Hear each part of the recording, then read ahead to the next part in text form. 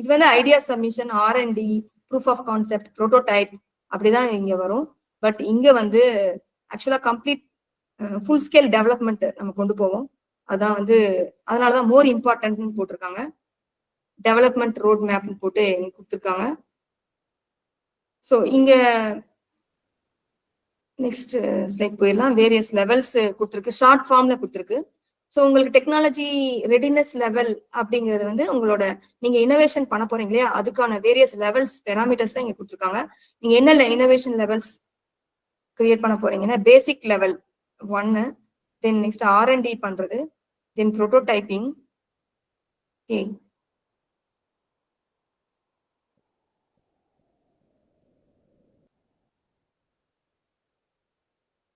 பேசிக் principles observe. Level 1 வந்து basic principles, அதாவது level 0ல ஐடியா சப்மிஷன், லெவல் 1ல வந்து R&D பண்றீங்க, சயின்ஸ் என்னன்னு கண்டுபிடிக்கிறீங்க. லெவல் 2ல வந்து கான்செப்ட் கொண்டு வர்றீங்க, ரிட்டன் ஃபார்மெட்ல கொண்டு வர்றீங்க, ஒரு சிஸ்டமேட்டிக் ஃப்ளோ டயக்ராமோட கொண்டு வர்றீங்க. தென் எக்ஸ்பெரிமெண்ட் பண்றீங்க லெவல் 3ல. ஸோ லேப்ல வச்சு டெஸ்ட் பண்றதா வந்து எக்ஸ்பெரிமெண்ட் பண்றோம். Then technology validated in lab. So experiment proof of concept. So the technology level 3 specifies the proof of concept. Level 4 வந்து implemented, validated in the lab. Validated in the lab means all the functionality கரெக்டா work ஆகுதான்னு check பண்றதா வந்து validation சொல்லுவோம். 5th வந்து technology validated இன் relevant environment. So இப்போ ஒரு drone develop பண்றோம்னா ட்ரோன் வந்து லேப்ல வச்சு டெஸ்ட் பண்றோம், ட்ரோனை வந்து வீட்டில் வச்சு டெஸ்ட் பண்றோம், ட்ரோனை வந்து பார்க்ல வச்சு டெஸ்ட் பண்றோம் அப்படின்னு சொல்லுவோம் இல்லையா. ஸோ அது மாதிரி தான் இதுவும். ஸோ டெக்னாலஜி வேலிடேட்டட் இன் ரெலவெண்ட் என்விரான்மெண்ட், எந்த என்விரான்மெண்ட்ல நம்ம செக் பண்ண போறோம் அப்படிங்கிறது டெக்னாலஜி டெவலப்மெண்ட் இந்த ஆப்ரேஷனல் என்விரான்மெண்ட் சொல்லுவோம். ஸோ டெக்னாலஜி 5 and 6 வந்து சும்மா ஒரு ட்ரோன் டிவைஸை வந்து ஹோம் அண்ட் பார்க்ல வச்சு செக் பண்ற மாதிரி வச்சுக்கலாம். தென் டெக்னாலஜிஸ் டிஆர்எல் லெவல் 7 and 8 வந்து ஆப்ரேஷனல் என்விரான்மெண்ட்ல வச்சு செக் பண்றது, ரியல் ஃபீல்டுல. இப்போ ஃபார் எக்ஸாம்பிள் ஒரு ட்ரோன் டிசைன் பண்றோம்னா வந்து மரம் வந்தாங்கன்னா அது வந்து அப்டாக்கிள்ஸ் நினைச்சு ஸ்டாப் பண்ணிட்டு விலகி போகணும் அப்படிங்கிறதுக்காக ஒரு ஃபங்க்ஷனாலிட்டி நீங்க ட்ரோன்ல ஆட் பண்ணிருக்கீங்கன்னா அந்த ட்ரோன் பறக்கும் போது இந்த மரம் வந்ததுன்னா அது ஸ்டாப் ஆகுதா இல்லையான்னு, மரம் இருக்கிற ரீஜன்ல அதை வச்சு ஆப்ரேஷனல் கரெக்டா நடக்குதா இல்லையான்னு செக் பண்றதா வந்து ஒரு ஃபாரஸ்ட் ரீஜன்ல வச்சு செக் பண்றதா வந்து ட்ரோன். அதுதான் வந்து system prototype demonstration and operational environment. Then deployment and actual system proven in operational environment. So நம்ம ஃபுல் ஸ்கேல்ல நம்ம அந்த ப்ராடக்ட் வந்து டிசைன் பண்ணி மார்க்கெட் பண்றோம் இல்லையா, அதுதான் வந்து 9th லெவல் அப்படின்னு சொல்றோம். அதுக்கு வந்து நீங்க ஒரு business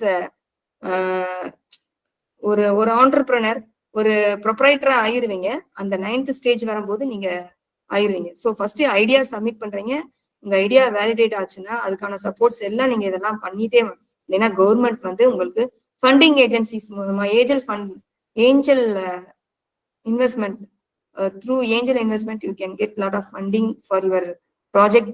and government also provides. இப்போ ட்ரோன் மேனுஃபேக்சர் பண்றதுக்குன்னா அதுக்கான சப்ளையர்ஸ் யார் யாரு அப்படிங்கிறத கண்டுபிடிக்கணும், ரிசோர்சஸ் எல்லாம் உனக்கு பிளான் பண்ணணும். ஒரு ட்ரோன் ஒரு ஃபர்ஸ்ட் ஃபார் எக்ஸாம்பிள் ஒரு ஸ்மால் ஸ்கேல்ல ட்ரோன் மேனுஃபேக்சர் பண்றீங்கன்னா அதுக்கு சப்ளை எங்கெங்க இருக்கு, லார்ஜ் ஸ்கேல் ப்ரொடக்ஷனுக்கு எப்படி நம்ம மூவ் பண்றது அப்படிங்கிறது சப்போர்ட் எல்லாமே வந்து கவர்மெண்ட் வந்து உனக்கு ப்ரொவைட் பண்ணும்.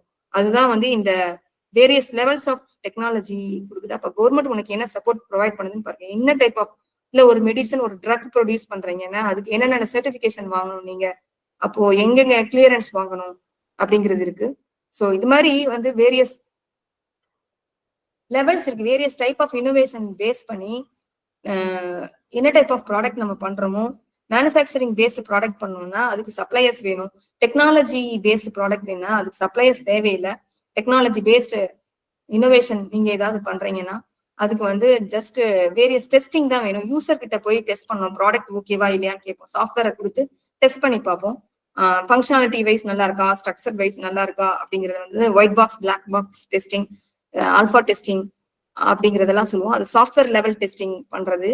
பட் ஆனா இது ஒரு ப்ராடக்ட் மேனுஃபேக்சர் பண்ணும்போது டோட்டலா டிஃப்ரெண்ட் ஆகும். சாஃப்ட்வேர் ப்ராடக்ட் வேற, ஒரு ரா ப்ராடக்ட் வேற, ஒரு மெடிசன் ஒரு ஹெர்பல் ஃபார் எக்ஸாம்பிள் ஒரு ட்ரோன் டிசைன் பண்றீங்க அப்படிங்கிறது வேற.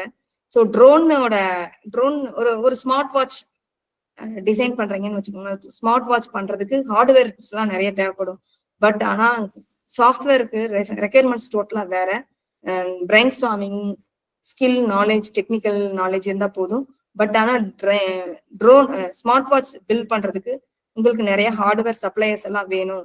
அந்த மாதிரி இருக்கு. ஸோ மேனுஃபேக்சரிங் ரெடினஸ் லெவல் வேற, டெக்னாலஜி ரெடினஸ் லெவல் வேற. ஸோ அப்போ என்ன டைப் ஆஃப் ப்ராடக்ட் நீ பில்ட் பண்ண போறீங்கிறத டிசைட் பண்ணிக்கோங்க.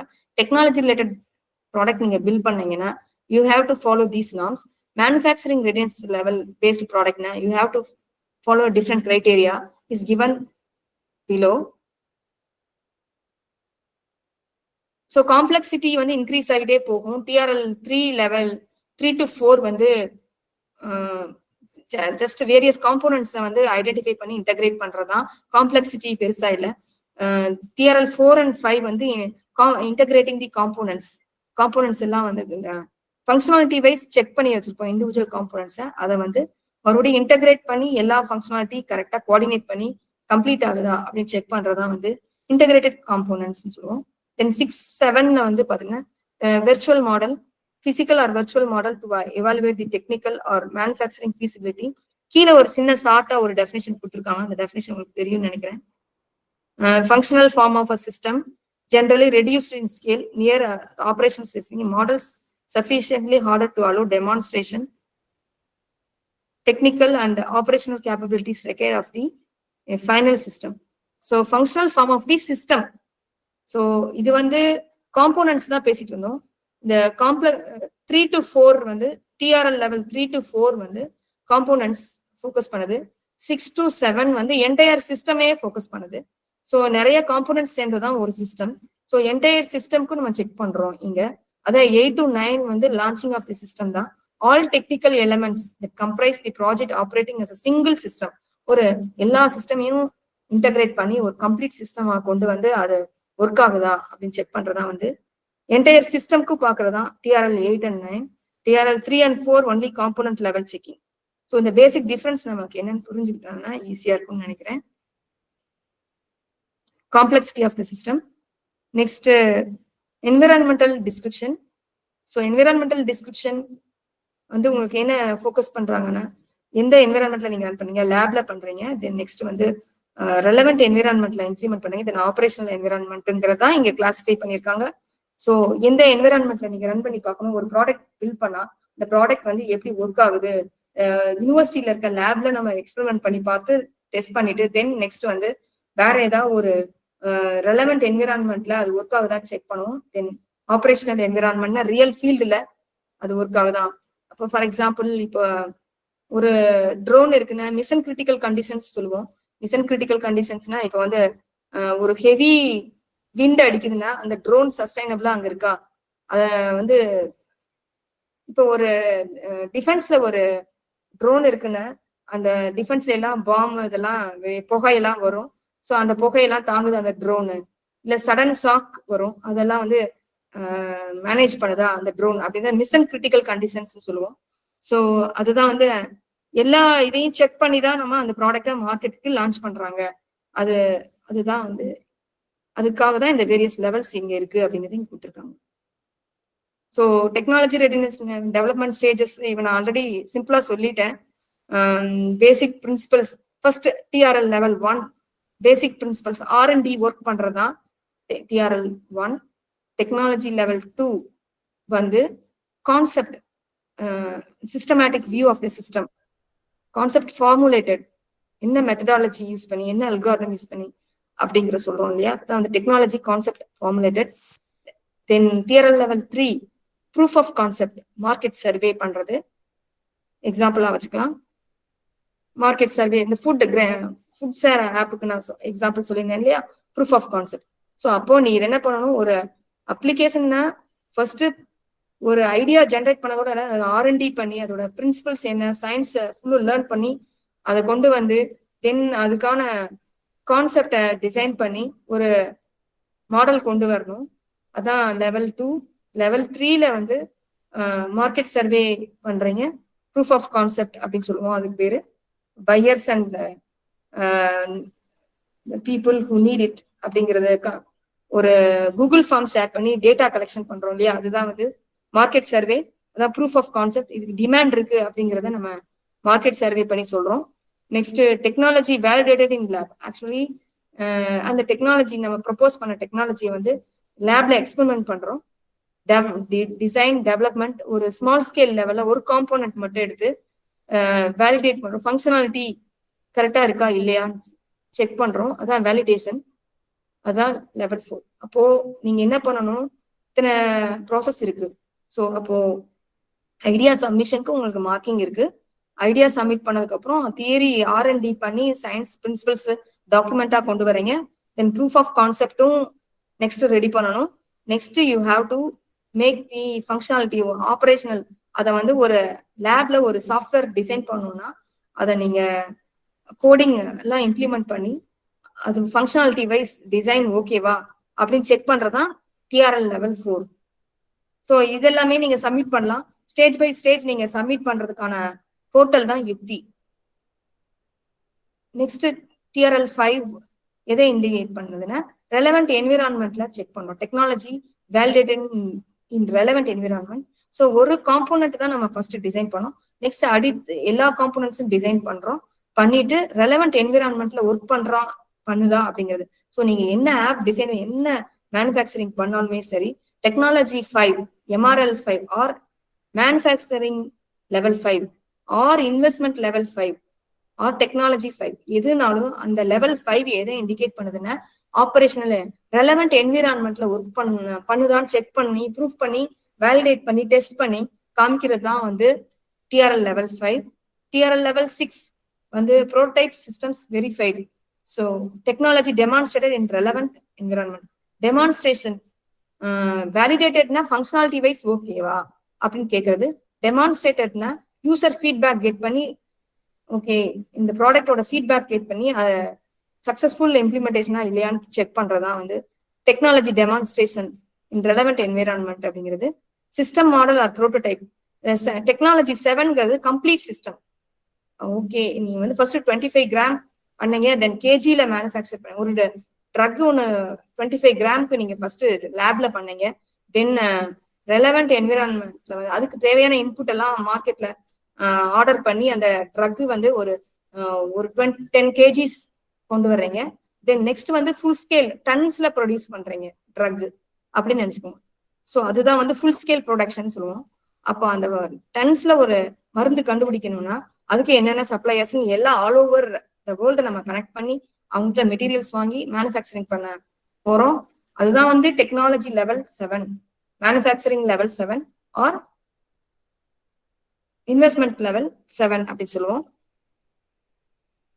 Next system complete and qualified. Complete system last next stage is the TRL level 8 system complete and qualified. Then TRL level 9 specifies the actual system proven in operational environment. So final launch பண்றோம் இல்லையா அந்த product, நம்ம வந்து full ஃபிளெஜ்டா ஒரு proprietor ஆகிட்டோம், நம்ம தான் business owner அப்படிங்கிற மாதிரி ஆயிரும். அந்த லெவல் 9ல சிஸ்டம் கம்ப்ளீட் அண்ட் லெவல் 8ல வந்து knowledge generated from TRL 7 being used to manufacture an actual system model which is subsequently qualified as an operational environment. So இங்க வந்து ஒரு அப்ரூவல் கொடுக்குறாங்க. ஸோ அதுக்கப்புறம் தான் கிளியரன்ஸ் ப்ராசஸ் முடிஞ்சதுக்கு அப்புறம் தான் நம்ம go for the TRL level 9. So TRL level 9 தான் வந்து ஃபுல் ஸ்கேல் ப்ரொடக்ஷன் சொல்லுவோம். Commercial deployment. கமர்ஷியலா நீ பிசினஸ்னு ஒன்று ஃபார்ம் பண்ணி மேனுஃபேக்சர் பண்றீங்க. அதுக்கப்புறம் உங்களுக்கு எல்லா சப்ளையர்ஸும் வந்து உங்ககிட்ட வந்து உங்களோட ப்ராடக்டை வந்து பர்ச்சேஸ் பண்றாங்க அப்படிங்கிறதா வந்து கமர்ஷியல் டிப்ளாய்மெண்ட் சொல்லுவோம். நெக்ஸ்ட் வந்து they have given meaning of generic and specific TRLs. Generic TRLs and specific TRLs சொல்லி ஜெனரலா TRLனா the stages and definitions have to be adopted. Various stages. அப்போ நம்ம ஒரு ப்ராடக்ட் பில்ட் பண்ணோம்னா அந்த ப்ராடக்ட் இத்தனை ஸ்டேஜஸ் இருக்குங்கிறத கண்டுபிடிச்சிட்டோம். ஓகே, அப்போ எந்தெந்த ஸ்டேஜ்ல நீ இருக்கிற அப்படிங்கறத நம்ம வெரிஃபை பண்ணிக்கலாம். அதுக்கான ஃபெசிலிட்டி இருக்கு. ஒவ்வொரு லெவல்ல TRL லெவல்லையும் கண்காணிச்சுட்டு வர்றாங்க. ஸ்டூடெண்ட்ஸ் எத்தனை பேர் சப்மிட் பண்ணியிருக்காங்க அப்படிங்கிறது, எத்தனை என்னென்ன லெவல்ல இருக்காங்க, டிஆர்எல் லெவல்ல. இப்ப எந்த காலேஜ் பெஸ்ட் காலேஜ், என்ன ஹையஸ்ட் ரேங்கிங் கொடுக்குறாங்கன்னா டிஆர்எல் லெவல் 6 to above இருந்தாவே வந்து ரேட்டிங் கொடுத்துடுறாங்க. ஸோ அப்போ நம்ம என்ன ஃபோக்கஸ் பண்ணணும்னா, இப்போ ஏர்லியர் இந்த ஐஐசி லான்ச் பண்ண டயத்துல டிஆர்எல் 0 to 3ல நிறைய பேர் சப்மிட் பண்ணிட்டு இருந்தாங்க. இப்ப எல்லாம் எல்லாருமே இன்குபேஷன் அவேர்னஸ் கிரியேட் ஆயிடுச்சு. நிறைய ப்ராடக்ட் வந்து பில்ட் பண்ண ஆரம்பிச்சிட்டாங்க. ஸ்டூடெண்ட்ஸ் இன்னோவேஷன்ஸ் இன்க்ரீஸ் ஆகிட்டு இருக்கு. செப்பரேட் இன்னோவேஷன் செல் ஃபார்ம் பண்ணிட்டு இருக்காங்க. ஸ்டூடெண்ட்ஸோட கான்ட்ரிபியூஷன் இன்க்ரீஸ் ஆயிடுது. ஸ்டூடெண்ட்ஸ் வந்து படிக்கும் போதே வந்து அவன் ஸ்டார்ட் அப் ஓனர் ஆகிடுறான். ஒரு பிஸ்னஸ் ஐடியாவை வந்து கிரியேட் பண்ணிட்டு வெளியே போறான். பிளேஸ்மெண்ட் இல்லைன்னு நீங்க ஒரி பண்ணிக்க வேண்டாம். காலேஜ் இந்த ஸ்டார்ட் அப் இந்த செல்லை யூஸ் பண்ணிக்கோங்க. ஆண்டர்பிரினர்ஷிப் கிளப்பை ப்ராப்பரா யூட்டிலைஸ் பண்ணுங்க. இந்த ஆண்டர்பிரினர்ஷிப் ஸ்டார்ட் அப் செல், தென் பூட் கேம்ப்ஸ்,